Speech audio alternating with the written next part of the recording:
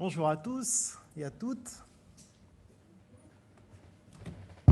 Hop, pardon, je finis de m'installer. Voilà, c'est bon. Bonjour sur Zoom aussi. C'est là. Ok. Bon, aujourd'hui, on est le 14 février, la Saint-Valentin. Et là, les célibataires se désespèrent en disant « Ah non, pas jusqu'ici, quoi. Pas jusqu'à l'église, ils vont pas nous lâcher avec ça un peu. » Non, c'est pas comme ça. Je suis désolé, mais on va parler d'amour quand même. Voilà. Y compris pour les célibataires, parce qu'il y a de l'amour aussi pour les célibataires dans ce que j'ai à partager aujourd'hui. Et puis aussi parce que le 14 février, pour moi, c'est une date un peu particulière, parce qu'il se trouve que j'ai eu ce romantisme de demander Anna en mariage un 14 février. Donc chaque année, c'est une date voilà, à laquelle je pense. Ça fait 14 ans, donc aujourd'hui, que j'ai demandé Anna en mariage. Mais à vrai dire, c'était assez pathétique, parce que je ne savais pas, moi, je ne savais pas du tout comment il fallait faire, quoi. Et on parlait mariage depuis un bon moment déjà, et puis un jour, je lui demande, je lui dis, bon, mais enfin, et maintenant, c'est quoi l'étape suivante? Elle me dit, l'étape suivante, ça serait quand même que tu me demandes en mariage, quoi. Alors j'ai dit, c'est bon, on est bien au courant qu'on veut se marier. Ah non, non, mais il faut que tu me demandes officiellement en mariage, quoi. Bon. Alors je savais pas trop ce que ça voulait dire, donc je me suis renseigné. Tu peux passer l'image, Jean-Daniel, si tu veux. Voilà. Et j'ai vu des publicités comme ça, là, pour séduire l'être aimé, rien de tel qu'un beau rôti de porc. Voilà. La société parfois nous enseigne comment faire, donc j'ai suivi un peu les conseils que je voyais autour. Tu peux l'enlever parce que c'est pas très non plus. Hein, ça vous donne un peu une idée de comment ça s'est passé, quoi. Voilà. Non, j'ai pas acheté un rôti de porc quand même. Je me suis douté qu'il y avait anguille sous roche là, donc je suis allé chercher une jolie bague et puis. Je l'ai invitée au restaurant et puis j'ai fait comme dans les films romantiques. Là, je me suis agenouillé, j'ai sorti la bague. Je lui ai demandé si elle voulait bien se marier avec moi et puis elle a dit oui. Voilà, c'est une bonne nouvelle. Mais aujourd'hui, je vais vous parler de quelqu'un qui fait les choses bien mieux que moi. Et on va aller voir ça dans l'évangile de Luc.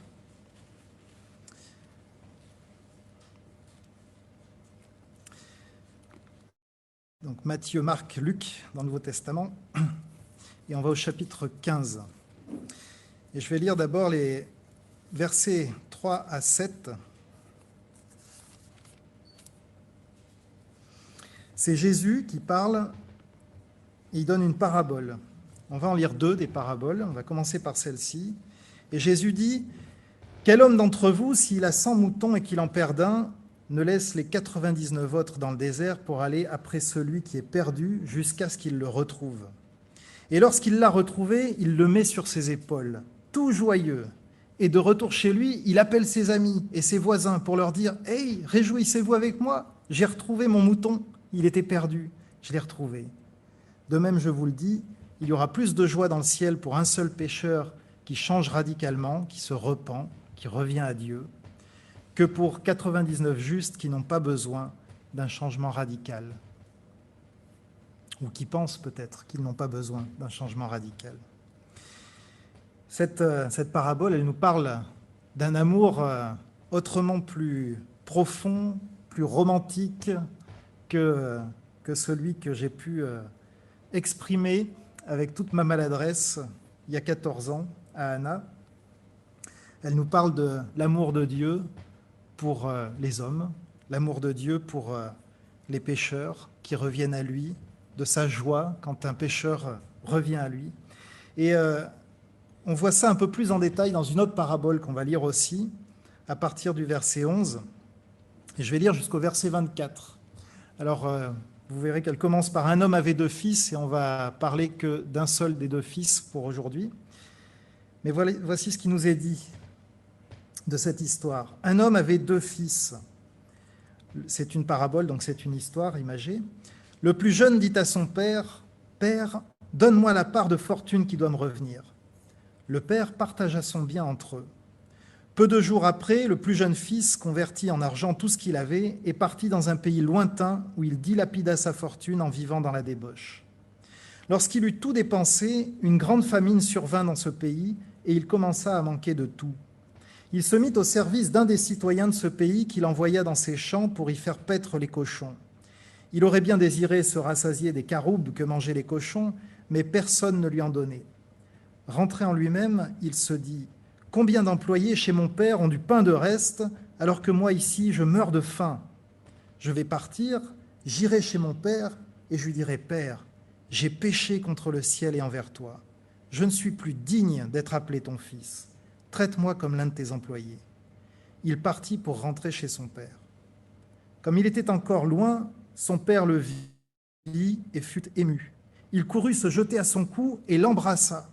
Le fils lui dit « Père, j'ai péché contre le ciel et envers toi. Je ne suis plus digne d'être appelé ton fils. » Mais le père dit à ses esclaves « Apportez vite la plus belle robe, mettez-la lui, mettez-lui une bague au doigt, mettez-lui des sandales aux pieds, amenez le veau engraissé et abattez-le. Mangeons, faisons la fête, car mon fils que voici était mort et il a repris vie. Il était perdu et il a été retrouvé. » Et ils commencèrent à faire la fête.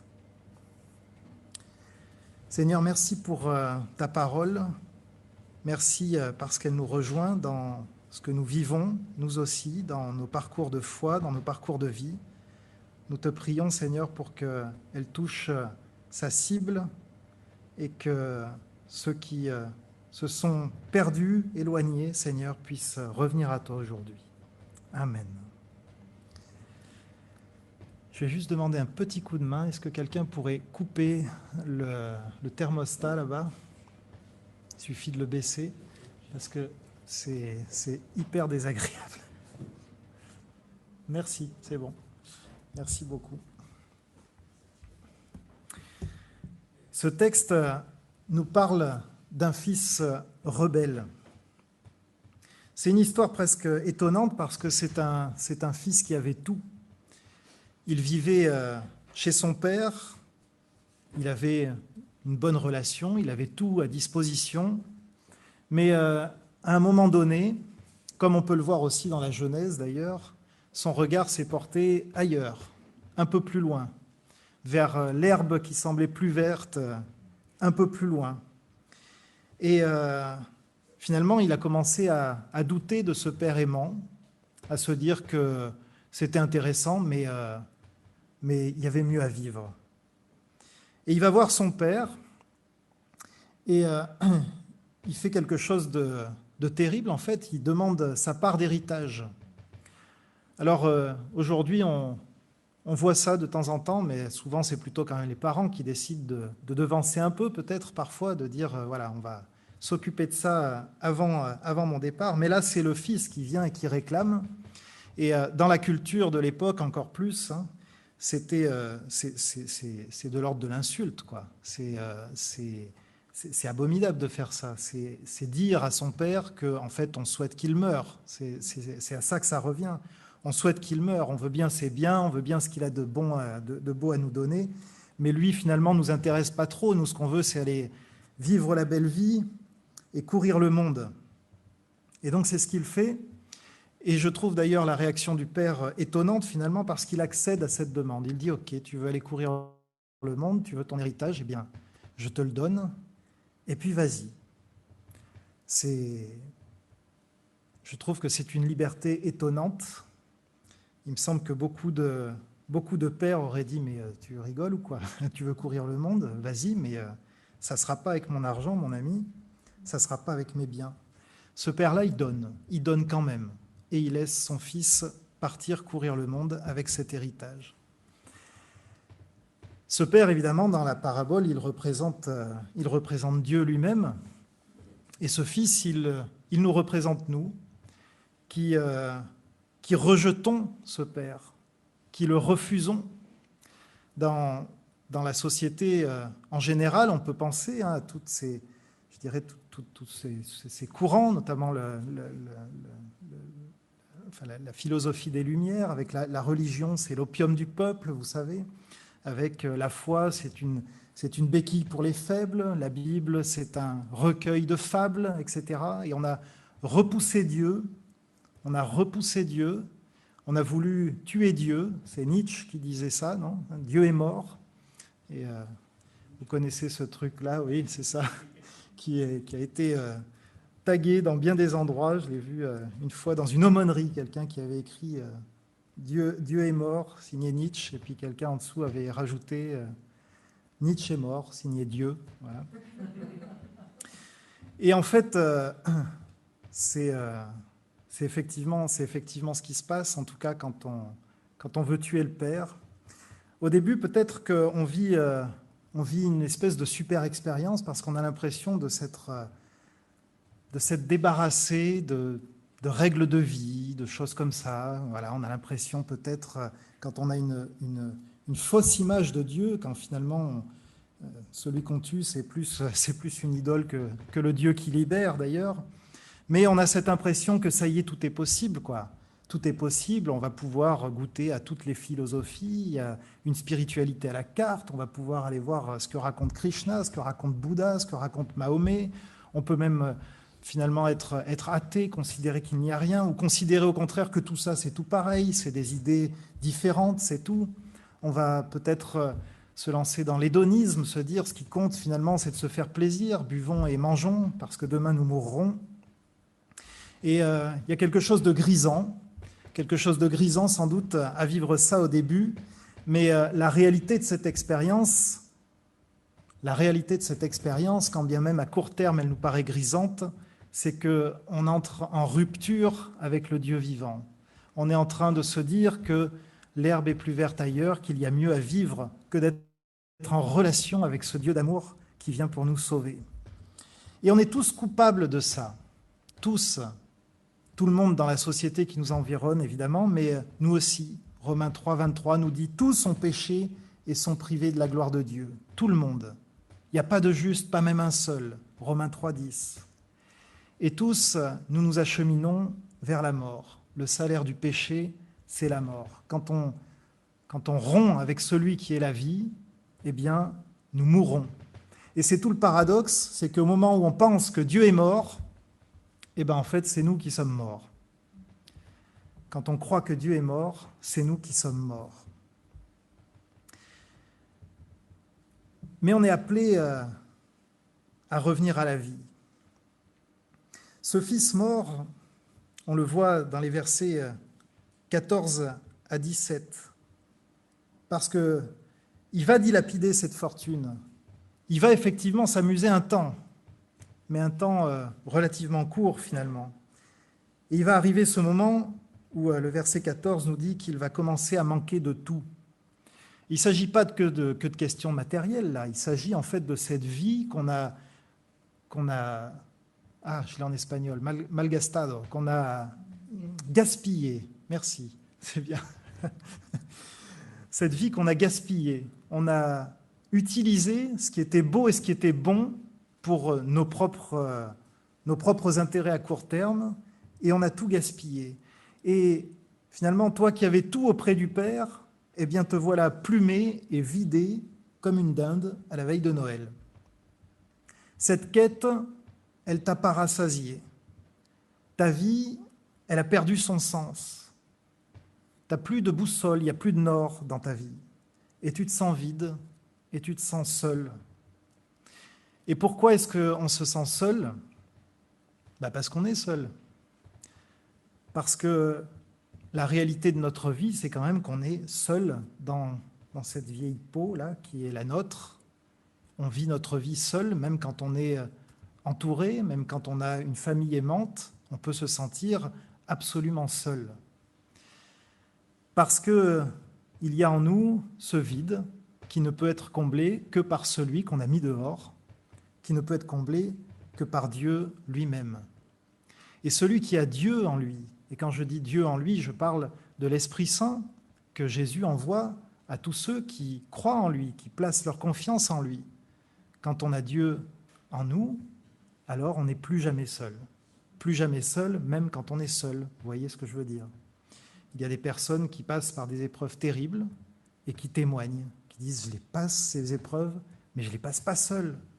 Et il y a des gens qui ont tout ou qui semblent avoir tout et qui disent « j'ai tout, mais je me sens seul, je suis terriblement seul ». Ce fils, dans la parabole, il se met au service d'un des citoyens du pays. Et le terme grec qui est utilisé ici, ce n'est pas tellement qu'il se met au service, c'est qu'il s'accrocha, il s'agrippa à l'un de ses citoyens, à l'un des citoyens du pays qui est bien loin du pays de son père. On est bien loin là, bien loin de ce pays où il avait tout finalement.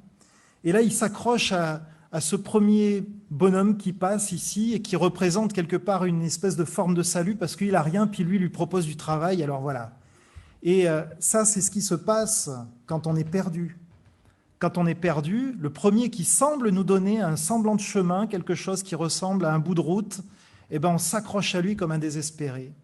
Quand vous êtes sur une île déserte, absolument seul, vous voyez un pauvre bout de bois qui passe et vous vous accrochez à lui en espérant traverser l'Atlantique pour rejoindre le continent, vous voyez. C'est ça qui se passe quand on est seul dans cette vie, quand Dieu ne la comble pas.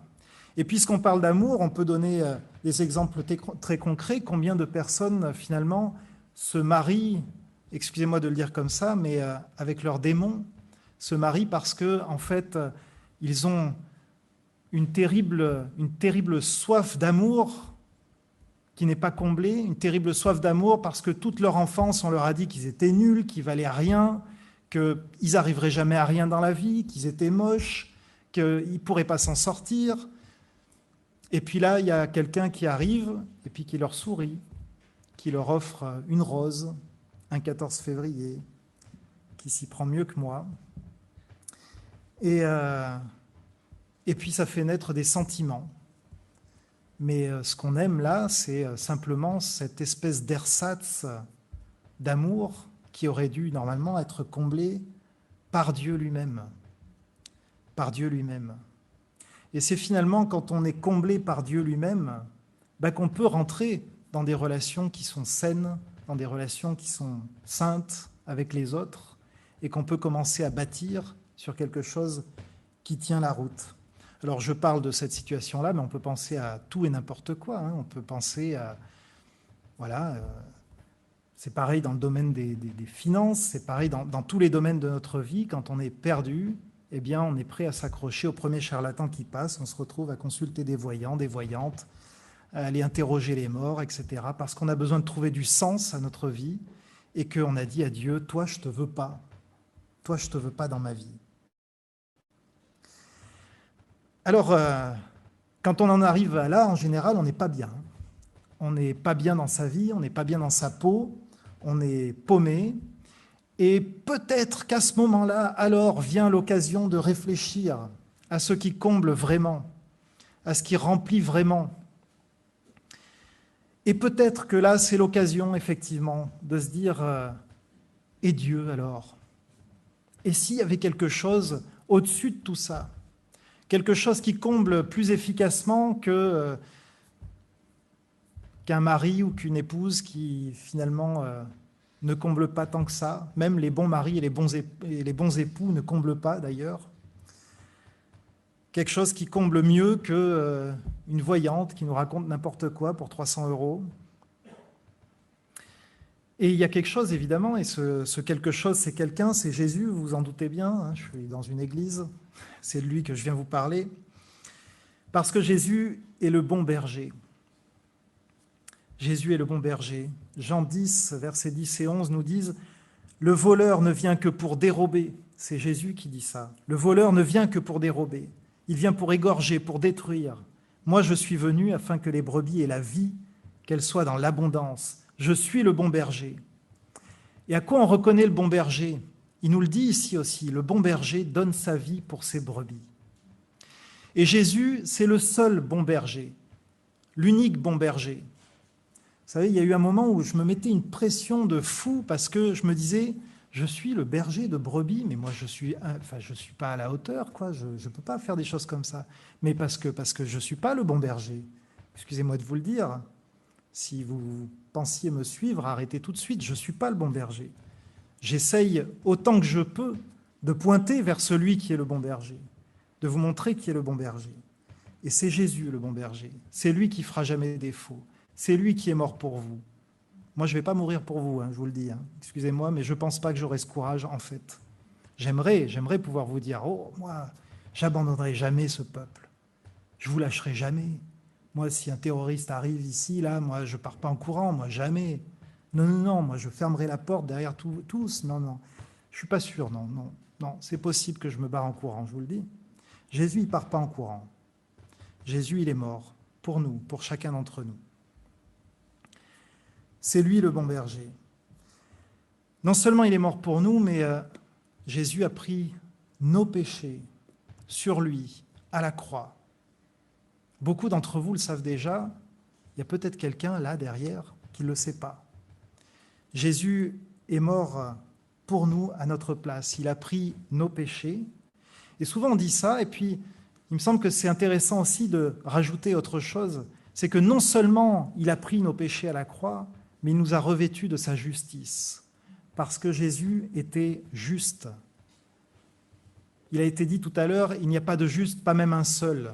C'est vrai parmi tous les hommes, sauf un, Jésus-Christ, qui lui était sans péché, parce qu'il était Dieu incarné sur la terre. Un seul n'a pas péché, c'est Dieu lui-même. Jésus était Dieu.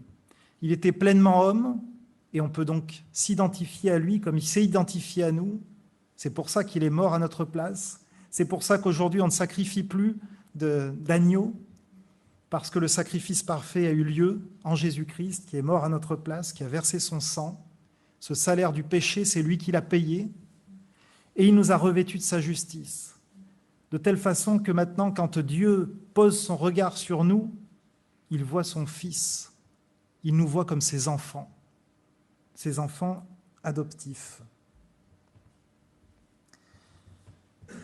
Romains 5, versets 6 et 8 nous dit « Lorsque nous étions encore sans force, le Christ en son temps est mort pour des impies, pour des moins que rien, pour des gens qui le rejetaient, qui lui crachaient dessus. C'est pour eux, c'est pour nous que Jésus est mort. À peine mourrait-on pour un juste.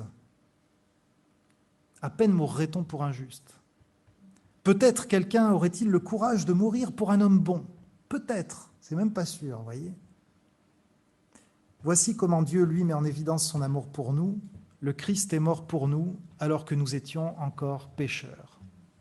Alors que nous le rejetions.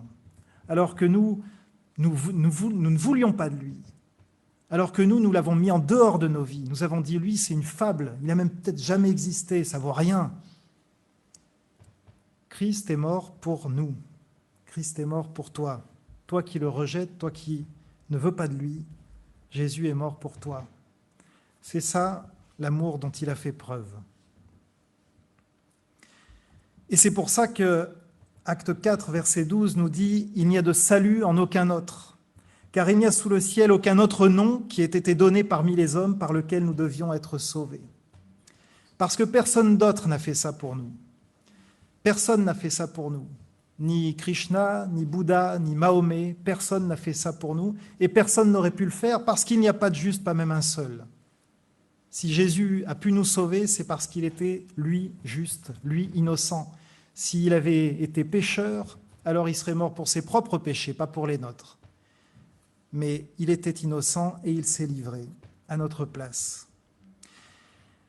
Et donc, nous pouvons revenir à la vie. C'est cette porte-là qui a été ouverte avec le sacrifice du Christ. Et le Fils, ici, de la parabole, il revient à la vie. Il commence à revenir à la vie à ce moment-là, quand il dit « Je vais partir, je vais retourner chez mon Père. Et puis je vais lui dire « Père, j'ai péché contre le ciel et envers toi. Je suis plus digne d'être appelé ton fils. Traite-moi comme l'un de tes employés. » Et il partit pour rentrer chez son Père, avec cette idée-là, d'aller le voir et de lui dire « Je ne suis même pas digne d'être appelé ton fils. Je ne vaux rien. J'ai tout cassé, j'ai tout brisé. J'ai tout brisé. » Et ça, c'est une repentance. Une repentance Parfois, nos repentances, on tend un peu, je ne sais pas si vous avez remarqué, à se justifier soi-même. Je te demande pardon, mais enfin quand même, j'avais quelques circonstances là qui faisaient que bon, si ça s'était passé autrement, j'aurais pas fait ça évidemment, etc. Ça, c'est pas une repentance. Une repentance, c'est j'ai foiré, c'est tout. Et je te demande pardon, j'ai foiré. Dès qu'on commence à s'auto-justifier, alors c'est plus Jésus qui nous justifie, c'est plus le sang du Christ qui nous justifie. Et le pardon, eh ben, on ne peut pas le recevoir puisqu'on ne le demande pas en fait. Alors, c'est par là que tout commence. Retourner au Père, ça commence par lui dire « j'ai péché ». Je t'ai rejeté, je t'ai refusé, j'ai pas voulu que tu sois dans ma vie, j'ai préféré aller voir ce qui se passait plus loin, en pensant que ça serait mieux, en pensant que toi tu me cachais tes bontés et tes bienfaits. Et je dois reconnaître que je me retrouve complètement démuni. Voilà. C'était pas la bonne voie. Et on pourrait penser, parce que je crois que notre cœur est fait comme ça, que le Père dira, bah écoute mon gars, t'as choisi, c'est bien fait pour toi, fallait pas partir. Moi j'ai un deuxième fils, là il me convient très bien, celui-là il est resté. Mais c'est pas comme ça que le Père fait. En fait, le Père de notre parabole, vous l'avez lu, il attend. Il attend ce moment. Il attend avec impatience ce moment. Il scrute l'horizon pour voir ce moment où enfin tu vas te décider à revenir et à lui dire mais je me suis trompé quoi. Je ne suis pas parti au bon endroit, j'aurais pas dû partir, je te demande pardon. Il attend ça. Et on voit avec quelle précipitation il accueille ce fils qui revient. Le fils essaye de lui dire « Mais tu sais, j'ai péché, je ne suis pas digne d'être appelé ton fils. » On a l'impression que le père lui dit « Mais qu'est-ce que tu racontes ? Tu es mon fils. Tu es mon fils. » Et vous voyez, je vous disais tout à l'heure qu'il nous revêt d'habits de fête. Nous sommes revêtus de la justice de Christ. Et c'est ce qui se passe ici aussi. Le père dit à ses esclaves « Habillez-le, quoi. Regardez comment il est, dans quel état il nous revient. Habillez-le. » Mettez-lui une bague au doigt, des sandales aux pieds, parce que celui-là, c'est mon fils. Et puis amenez le veau qu'on a engraissé, et on va le tuer pour lui, parce qu'il était mort et il est revenu à la vie. Il était perdu, il a été retrouvé. Et on va faire la fête, les amis. C'est une fête.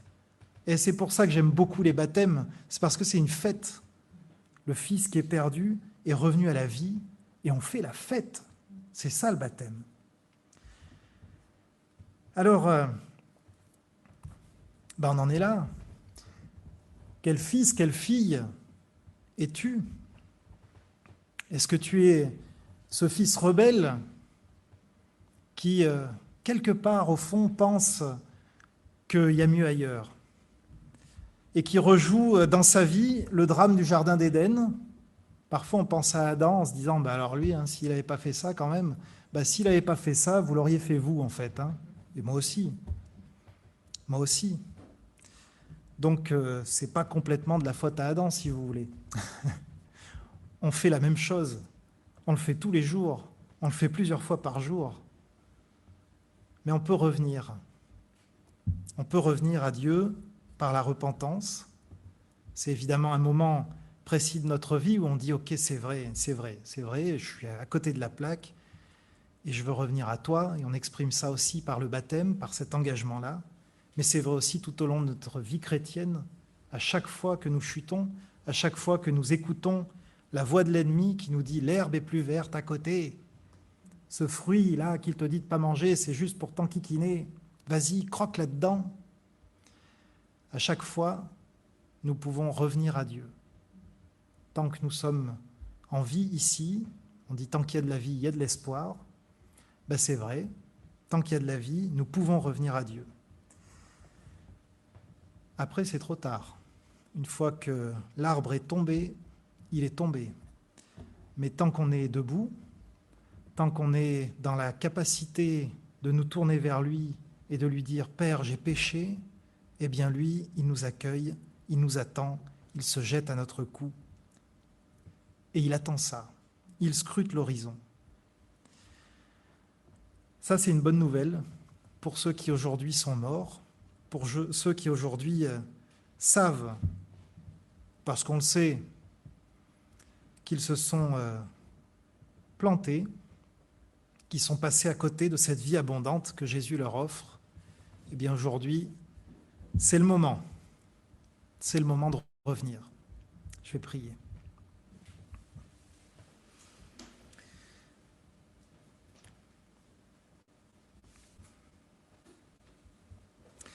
Seigneur, nous te rendons grâce pour ton amour.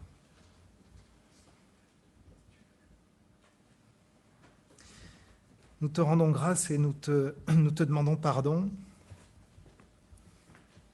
parce que c'est vrai que nous sommes prompts à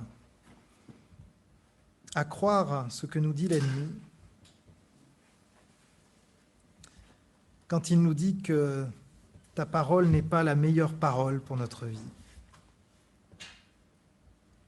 Quand il nous fait croire que tes vérités sont des mensonges et qu'il fait de toi un menteur et que nous sommes disposés à le croire lui plutôt que de te croire toi. Et nombreux sont ceux qui, parmi nous, peuvent témoigner de bien des manières de ce qui se passe quand on se laisse tromper par l'ennemi. Et toi, tu nous regardes partir, tu nous laisses même partir. Tu nous laisses te tourner le dos, tu nous laisses partir vivre cette vie loin de ton amour, loin de la vie que toi tu nous offres.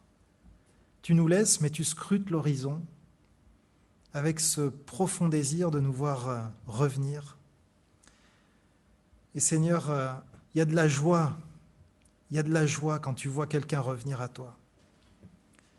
Quand tu vois quelqu'un revenir et te dire « Pardon, pardon Seigneur, pardon parce que j'ai pas pris la bonne route, pardon parce que j'aurais jamais dû m'éloigner de toi. »